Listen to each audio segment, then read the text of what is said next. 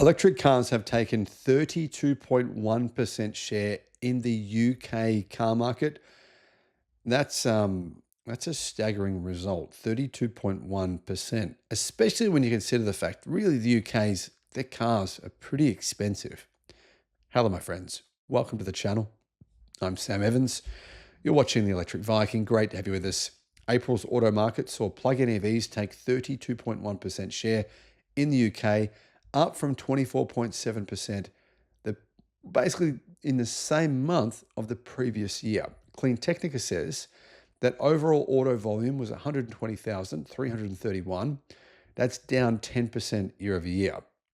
But interestingly, it wasn't Tesla that was taking the sales. It was actually the Volkswagen Group that they took top market share with 10.5% of the EV market. Pretty good result for the Volkswagen Group. April sales totals saw combined plug-in EVs take 32.1% share in the UK. Fully electric cars, they had a pretty good market share, 20.4%. Plug-in hybrids, 11.7%. And that compares with April of last year, where EVs had 16.9% and plug-in hybrids 7.8%. Year-to-date data, what is it? Well, EVs 21%, up from basically 16% the previous year. Plug-in hybrids 9.6%, up from 7.7%. So as you can see, twice as many electric cars have been sold as plug-in hybrids in the UK. Unfortunately, though, to keep the powerful automotive industry lobby group happy, in early April, the UK government made some minor changes to the EV mandates in the UK, going forward, allowing a little more wiggle room and trimming fines to £12,000 down from £15,000. But that won't really change the fact that EVs are taking off in the UK. And I believe within a few years' time, you're going to see probably more than 60% of all cars sold being fully electric in that country. So this means that combustion-only powertrains, as per Clean Technica, have lost market share. Petrol lost 22% of their sales volume. Share fell from 58% down to 48.8%. Diesel lost 26% of its market share, going from 6.4% to 5.3%. Their combined share was 54% in April, and it will fall below, experts are saying it'll fall below 50% by the end of the year. In fact, could fall below 45% by the end of this year. Meaning, essentially, the UK could join Norway within, say, maybe 5 or 6 years' time at being fully electric. Last month, Norway hit 98%. I know it sounds like I'm being optimistic, but I think that's where the UK is actually heading. The only question is, how long will it take? Now, what were the best-selling electric cars in the UK? Well, best-selling brands were Volkswagen first, Ford second, Peugeot third, Skoda was next, followed by BMW, Audi, BYD, Kia, Renault, Vauxhall, Mercedes, Hyundai, Polestar, Volvo, Cupra, MG, Tesla, way down. And then, of course, you've got Porsche, Toyota, and Omoda. Now, it should be worth pointing out that Tesla are waiting for the new Model Y, and that should help to boost their sales a little bit. No one knows exactly how much, but it's definitely going to have an effect somewhat. Now, that's actually just for the month of April. And if we look at we look at the last 3 months, right? Different story. In terms of actual fully electric car market share, Tesla actually is still leading in the UK with 10.1% market share. And that's without bringing the new Model Y Highland out. So Tesla's actually doing pretty well in the UK, I think it's fair to say. 10.1% market share, first place. Volkswagen, second, 8.4.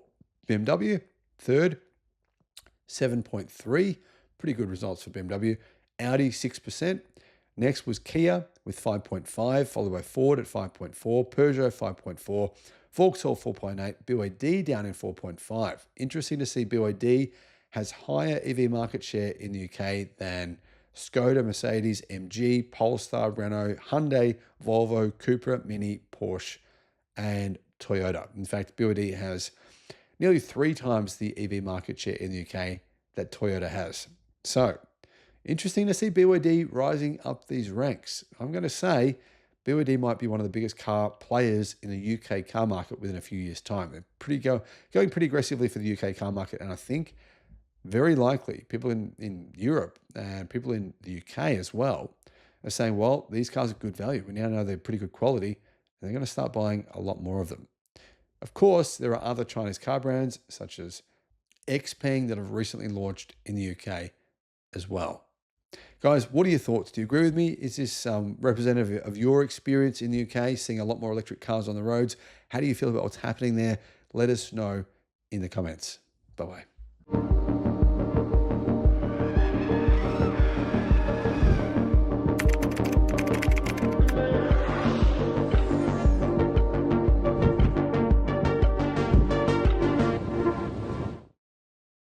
General Motors have just revealed brand new batteries they've been working on. Very interesting, higher energy density. They have a certain kind of chemistry that has enabled them to, well, General Motors say they're going to use these in pickup trucks, particularly SUVs, large vehicles that need extra range, that need higher energy density batteries. This is what we know about them so far. Hello, my friends. Welcome to the channel. I'm Sam Evans. You're watching the Electric Viking. Great to have you with us. GM's so-called secret batteries will slash EV costs, people are saying. Apparently, these LMR batteries will power trucks that deliver more than 400 miles of range, like I'm talking, big vehicles. So it will enable General Motors to put smaller battery packs in bigger vehicles and still get a lot of range.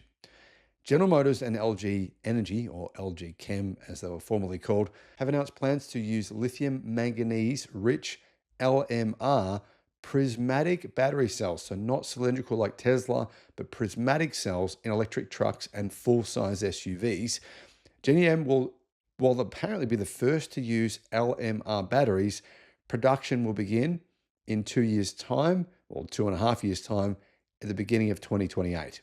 So what do we know about these LMR batteries? Well, GM is saying that these are a breakthrough, and apparently they can be, they're simply traditional batteries that require nickel, manganese, and now apparently these batteries do not require nickel or cobalt. So that will make them more affordable, much more affordable. That's what General Motors are saying anyway. Here's what experts have said: high proportion of more affordable manganese versus nickel and cobalt, which is a big benefit. They promise to deliver a greater capacity and energy density. Now, I should point out, there is one problem with these batteries, and I'll get to what that is in just a second. MG and General Motors haven't gone into details, but they've said that their new LMR, their batteries, prismatic battery cell, has a 33% higher energy density than the best performing lithium iron phosphate batteries, despite having a comparable cost. So, is that actually true? Honestly, if General Motors can manufacture in the United States LMR batteries